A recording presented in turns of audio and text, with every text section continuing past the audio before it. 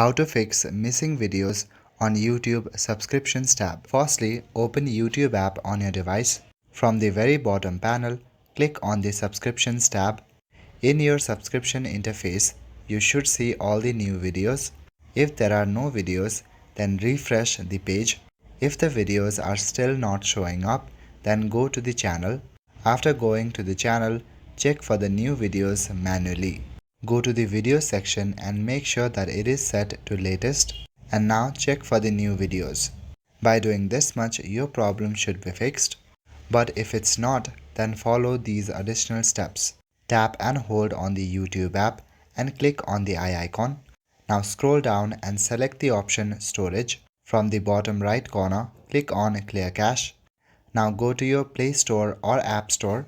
Now in the gaming store, click on the search bar at the top and search for YouTube. Look for any kind of updates that may be available for the YouTube app. If there are updates available, then make sure to update your app. If not, then go back to your home page.